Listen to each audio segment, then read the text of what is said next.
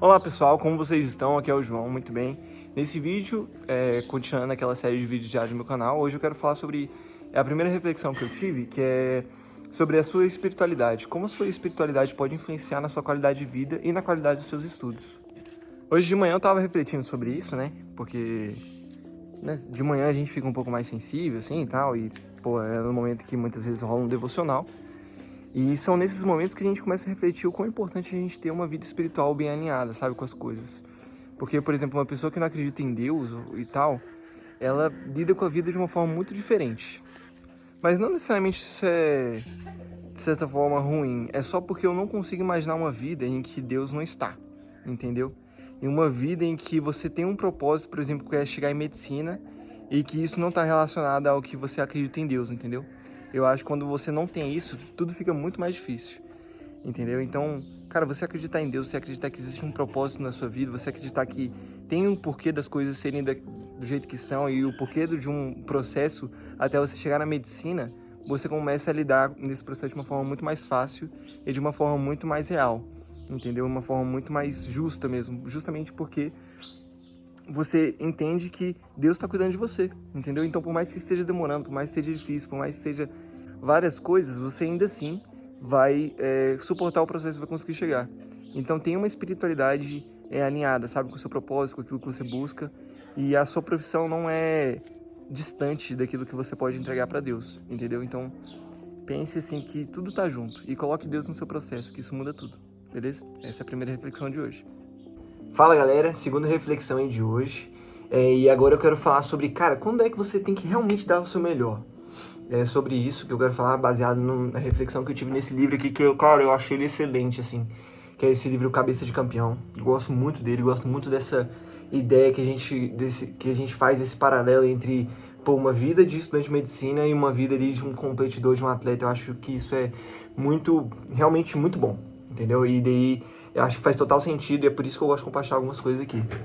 Cara, e assim, ele caracteriza que os grandes campeões, eles têm a capacidade de dar o melhor deles exatamente quando são as grandes ocasiões, entendeu? Quando é uma final de um jogo, quando é, pô, a prova que ele tanto treinou para ter, né? Então, esses campeões, eles têm a capacidade de abordar ali a pressão que eles estão sentindo, não como uma forma de nervosismo, não transformando isso em algo realmente que deixa eles ansiosos, deixa eles tremendo, algo assim, mas sim eles conseguem transformar toda aquela pressão que eles estão sentindo naquele determinado momento em resultado, no dia da prova, entendeu? E assim, sempre quando eu penso nisso, eu lembro do ano antes de eu passar, que eu tava tão preparado, assim, eu comecei a suar frio durante a minha prova, mas assim, eu tava tão bem preparado, mas assim, alguma coisa tava me tirando ali do meu foco, entendeu? Então aquela pressão que eu tava sentindo, cara, começou a me deixar mais ansioso do que animado e focado ali pra prova. E aquilo ali custou minha preparação, né? Custou minha aprovação, porque eu errei, cara, se eu não me engano, umas 3 questões bestas, e assim, em cada prova, isso destrói sua preparação, né? Destrói sua chance de ser aprovado.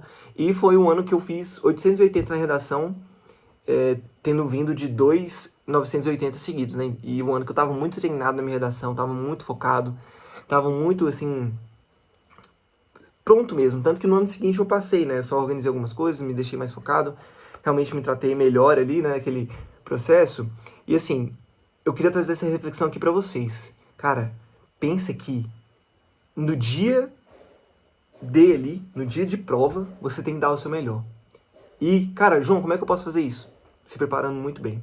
Se preparando de uma forma excelente. Se preparando de uma forma em que você consiga, mesmo com todas as dificuldades da vida, consiga estudar com qualidade. Consiga fazer todos os exercícios possíveis, assistir todas as aulas possíveis, revisar o máximo possível, fazer o máximo de simulados possíveis. Porque só assim você vai chegar num dia da prova que vai ser um dia que... Pessoal, não se engane, não vai ser um dia fácil. Não vai ser um dia tranquilo, vai ser um dia difícil. Então, quando você chegar nesse dia difícil, você vai falar assim, cara, eu dei meu melhor, eu fiz de tudo pra estar aqui e realizar esse meu sonho. E cheguei. Tô aqui, tô pronto, entendeu? Então, essa é a reflexão. Segunda reflexão aqui do dia, não sei se vai ser a última, né? E eu vou tentar refletir aí sobre mais alguma coisa até eu sair hoje, né? Que eu vou sair um pouco mais cedo e daí vou tentar trazer o vídeo mais cedo também. Mas a princípio é isso, pessoal. Tenham como ideia de que a pressão que vocês vão sentir é uma pressão que não é para te deixar mal, mas sim uma pressão que é para você dar o seu melhor resultado possível. beleza? É isso. Galera, uma coisa que eu quero falar é que eu criei um Instagram novo agora, em que esse Instagram ele vai ser somente para estudos.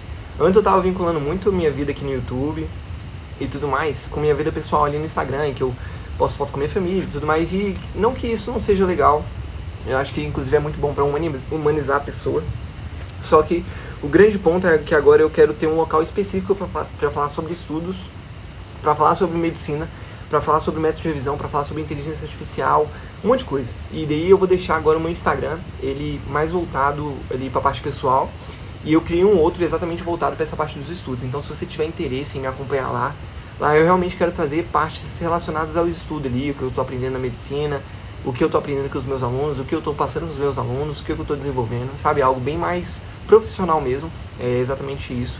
E é isso. Aí eu acho que lá, se você quiser me seguir, eu vou colocar aqui, eu vou vincular bem mais esse canal no YouTube a esse Instagram. E a um TikTok também, que eu quero começar a produzir algumas coisas lá de uma forma legal. E eu vou utilizar tudo isso ao meu favor, de certa forma, de uma forma que eu consiga deixar tudo mais organizado para que fique melhor também para o pessoal que, por exemplo, eu não quero ficar vendo sobre esse cara aqui, o show que ele foi, entendeu?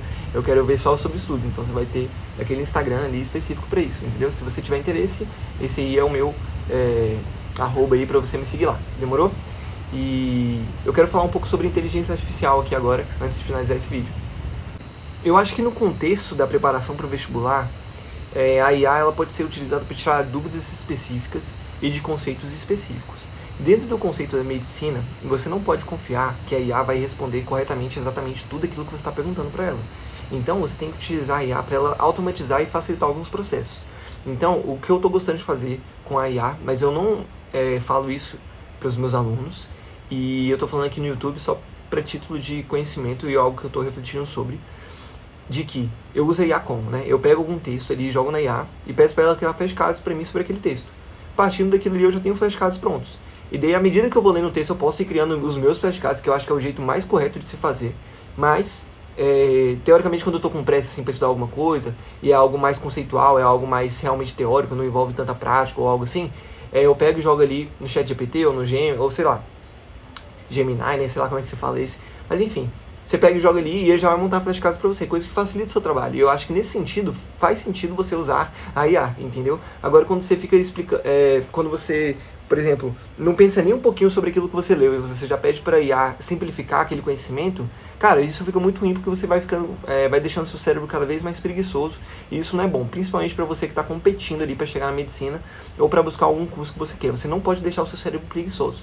Seu cérebro ele tem que ser uma máquina de pensar e responder questões, e responder dúvidas, e responder questões e tudo mais, e fazer conta, entendeu? Então você não pode ficar usando muito da inteligência artificial para resolver esses problemas.